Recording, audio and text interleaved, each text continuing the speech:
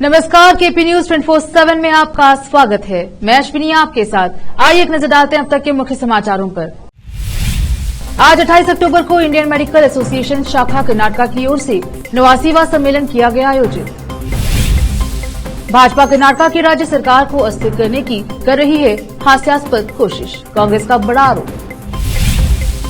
Oxford university में बोलेंगी के कविता, केसीआर सरकार के कार्यों की देंगी जानकारी।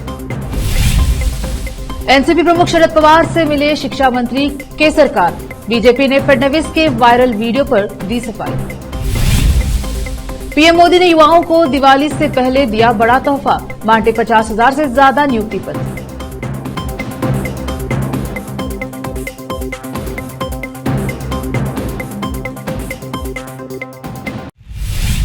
अब समाचार विस्तार से। आज 28 अक्टूबर को बीदर के इंस्टीट्यूट ऑफ मेडिकल साइंसेज में इंडियन मेडिकल एसोसिएशन शाखा कर्नाटक की ओर से 89वां सम्मेलन आयोजित किया गया, जिसमें विभिन्न शहरों से 2000 से ज्यादा डॉक्टरों ने भाग लिया, जिसमें रोगियों की देखभाल और विभिन्न विषयों पर चर्चा की गई। इस अवसर पर इस सम्मेलन में भाग लेने आए डॉक्टरों ने संबोधित किया और विभिन्न रोगों से पीड़ित रोगियों की देखभाल करने के लिए कई प्रकार के उपाय बताए। केपी न्यूज के कैमरामैन कृष्णा का कवरेज। 10 ವರ್ಷ ಓದಿದ್ದು ಅವರು ಏನಾದರೂ ಒಂದು ಒಳ್ಳೇದು ಮಾಡೋಣ ಪೇಷಂಟ್ಗೆ ಅಂತ ಹೋಗ್ತಾರೆ ಅಂತ, ಯಾರು ಪೇಷಂಟ್ ತೊಂದರೆ ಆಗಲಿ ಅಂತ ಯಾರು ಆ ಅನುಭವದಿಂದ ಯಾರು ಅದು ಮಾಡಲ್ಲ. ಬಟ್ ಅಂಥ ಟೈಮಲ್ಲಿ 2009 ಒಂದು ಪ್ರೊಹಿಬಿಷನ್ ಆ್ಯಕ್ಟ್ ಅಂತ ಸ್ಟೇಟ್ ಗೌರ್ಮೆಂಟ್ ತಗೊಂಬಂದರು. ಅದು 3 ವರ್ಷದವರೆಗೂ ಇದ್ದರೆ ನಾನ್ ಬೈಲೇಬಲ್ ವಾರೆಂಟ್ ಅಂತ ಅವಾಗ ಮಾಡಿದರು. ಕ್ರಮೇಣ ಏನಾಗಾಯಿತು, ಅದನ್ನು ರಿಲ್ಯಾಕ್ಸ್ ಮಾಡಿಬಿಟ್ರು.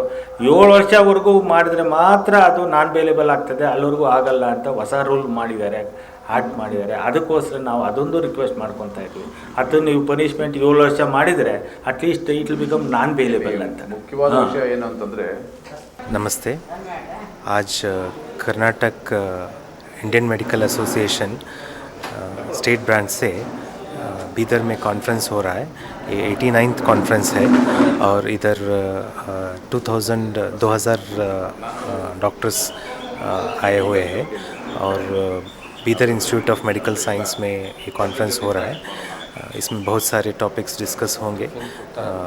इसके साथ पेशेंट का केयर कैसे करना है, मेडिकल लीगल एस्पेक्ट भी होगा और अलग अलग प्रांतों से, अलग अलग जिलों से आए हुए डॉक्टर्स इधर जमा होके कॉन्फ्रेंस करेंगे और इसमें 8 से 10 महत्वपूर्ण ओरेशंस भी होंगे।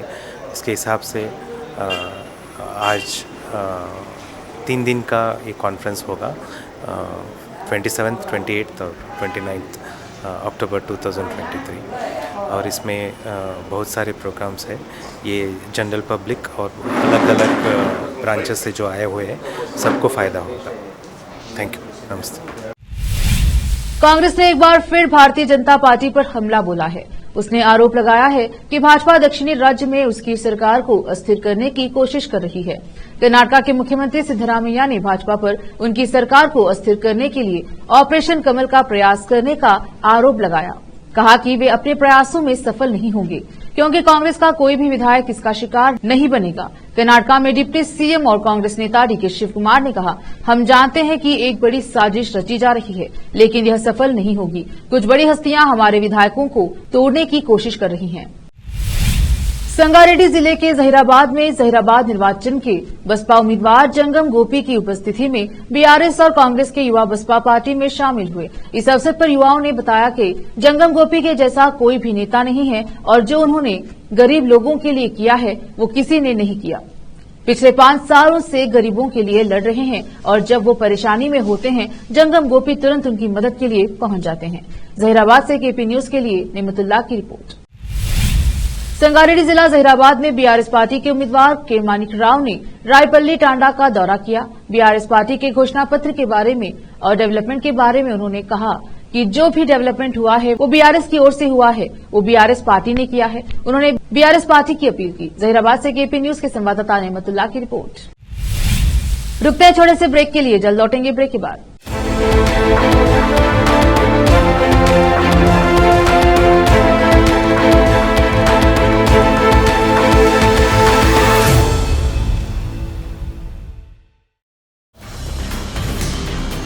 हिंदुस्तान के हर कोने में हम हैं मौजूद।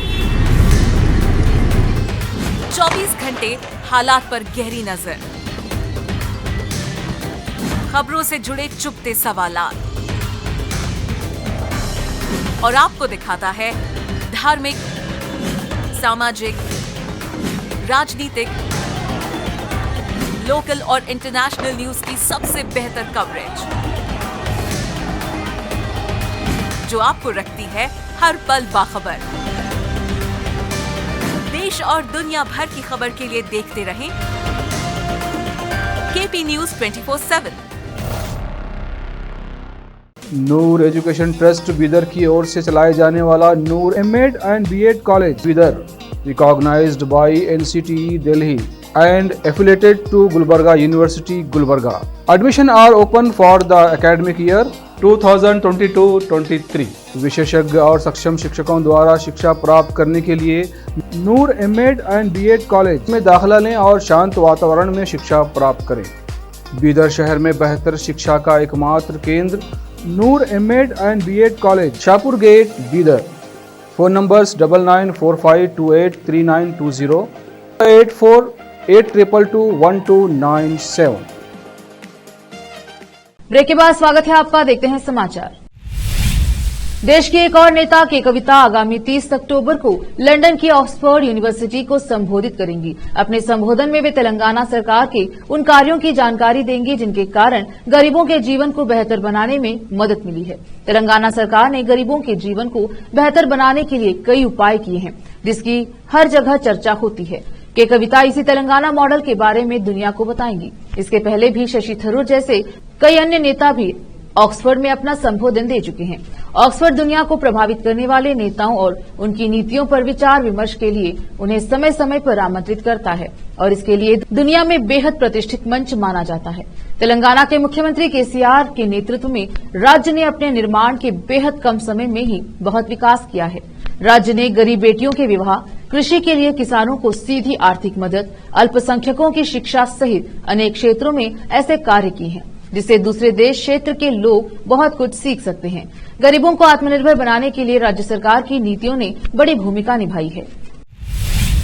महाराष्ट्र के शिक्षा मंत्री दीपक केसरकर ने एनसीपी प्रमुख शरद पवार से शिष्टाचार मुलाकात की।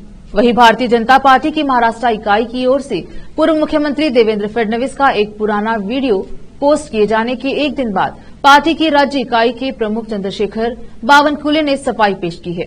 बावनकुले ने दावा किया कि वीडियो एक पार्टी कार्यकर्ता ने पोस्ट किया था और उसका गलत मतलब नहीं निकालना चाहिए।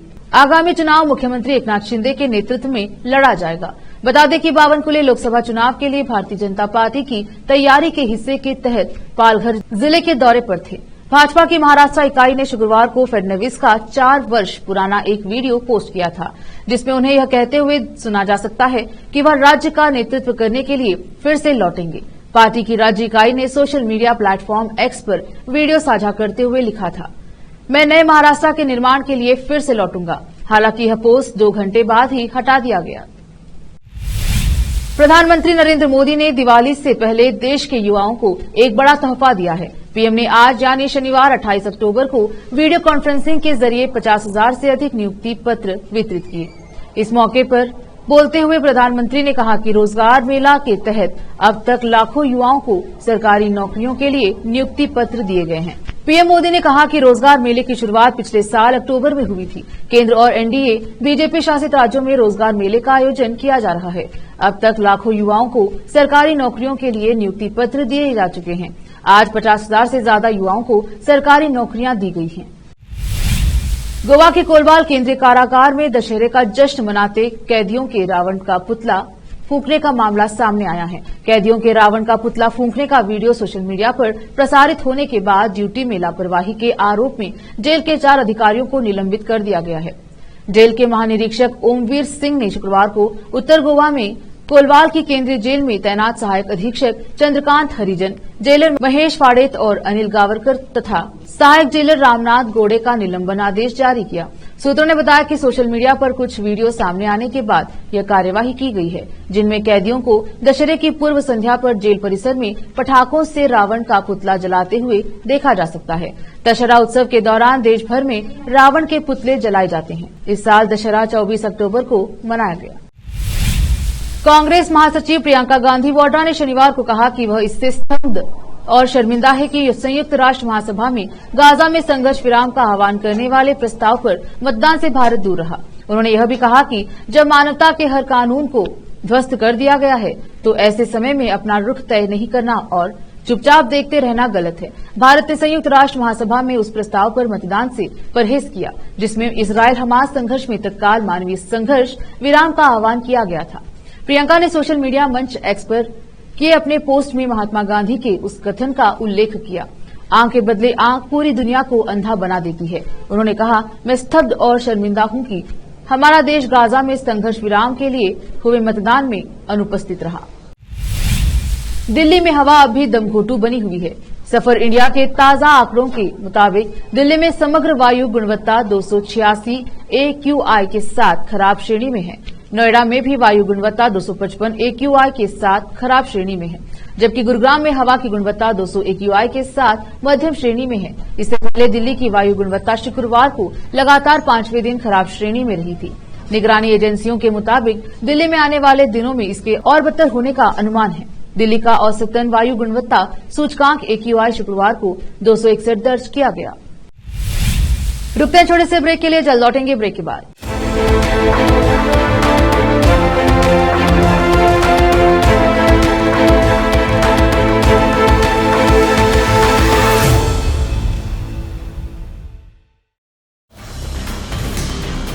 हिंदुस्तान के हर कोने में हम हैं मौजूद। 24 घंटे हालात पर गहरी नजर, खबरों से जुड़े चुपते सवालात और आपको दिखाता है धार्मिक, सामाजिक, राजनीतिक, लोकल और इंटरनेशनल न्यूज की सबसे बेहतर कवरेज जो आपको रखती है हर पल बाखबर। देश और दुनिया भर की खबर के लिए देखते रहें KP News 24/7। Noor education trust Bidar की ओर से चलाए जाने वाला Noor MEd and BEd college Bidar, recognised by NCTE Delhi and affiliated to Gulbarga University, Gulbarga. Admission are open for the academic year 2022-23। विशेषज्ञ और सक्षम शिक्षकों द्वारा शिक्षा प्राप्त करने के लिए नूर एमएड एंड बीएड कॉलेज में दाखिला लें और शांत वातावरण में शिक्षा प्राप्त करें। बीदर शहर में बेहतर शिक्षा का एकमात्र केंद्र Noor MEd and BEd college, Shahpur gate, Bidar. Phone numbers 9945283920, 8482221297। Break के बाद स्वागत है आपका, देखते हैं समाचार। साल 2007 में आई फिल्म तारे जमीन पर से एक्टिंग करियर की शुरुआत करने वाले दर्शिल सफारी अब बड़े हो चुके हैं। जल्द ही वह अपनी अपकमिंग फिल्म हुकस बुकस में नजर आने वाले हैं। क्रिकेट, कृष्णा और कश्मीर, इन तीनों चीजों से इस फिल्म का खास कनेक्शन है। अपनी शानदार एक्टिंग से सबका दिल जीत चुके दर्शिल सफारी इस फिल्म में एक नए अवतार में नजर आएंगे। फिल्म में इनके पिता का रोल अरुण गोविल निभा रहे हैं। दर्शिल सफारी की फिल्म हुकस बुकस का दमदार ट्रेलर फाइनली सामने आ चुका है। ट्रेलर रिलीज होते ही लोगों का दिल जीत रहा है। श्री काशी विश्वनाथ मंदिर न्यास यहां स्थित मंदिर आने वाले श्रद्धालुओं के लिए एक ड्रेस कोड लागू करने पर विचार कर रहा है। इसके लिए मंदिर न्यास की आगामी दिनों में होने वाली बैठक में प्रस्ताव रखा जाएगा। काशी विश्वनाथ मंदिर न्यास के अध्यक्ष प्रोफेसर नागेंद्र पांडे ने शनिवार को कहा कि न्यास की आगामी बैठक में मंदिर आने वाले श्रद्धालुओं के लिए एक परिधान ड्रेस निर्धारित करने पर प्रस्ताव रखा जाएगा। हालांकि उन्होंने बैठक की तारीख तय नहीं की, सिर्फ इतना कहा कि बैठक नवंबर माह में होगी। पांडे ने कहा कि फिलहाल विश्वनाथ धाम आने वाले दर्शनार्थी शालीन और मर्यादित वस्त्र धारण करके आए। उन्होंने कहा कि काशी विश्वनाथ मंदिर में श्रद्धालुओं को ऐसे मर्यादित वस्त्र पहनकर आना चाहिए जो देखने में अच्छे लगे। पांडे ने यह भी बताया कि पुरुषों के लिए धोती कुर्ता और महिलाओं के लिए साड़ी पहनकर ही गर्भगृह में दर्शन पूजा करने को लेकर मंदिर न्यास की अगली बैठक में प्रस्ताव रखा जाएगा। उन्होंने कहा कि न्यास की बैठक में विचार विमर्श के बाद ही इस पर फैसला लिया जाएगा। आखिर में फिर एक बार देखते हैं मुख्य समाचार। आज 28 अक्टूबर को इंडियन मेडिकल एसोसिएशन शाखा कर्नाटका की ओर से 89वां सम्मेलन किया गया आयोजित। भाजपा कर्नाटका की राज्य सरकार को अस्थिर करने की कर रही है हास्यास्पद कोशिश, कांग्रेस का बड़ा आरोप। ऑक्सफोर्ड यूनिवर्सिटी में बोलेंगी के कविता, केसीआर सरकार के कार्यों की देंगी जानकारी। एनसीपी प्रमुख शरद पवार से मिले शिक्षा मंत्री के सरकार, बीजेपी ने फडणवीस के वायरल वीडियो पर दी सफाई। पीएम मोदी ने युवाओं को दिवाली से पहले दिया बड़ा तोहफा, बांटे 50,000 से ज्यादा नियुक्ति पत्र।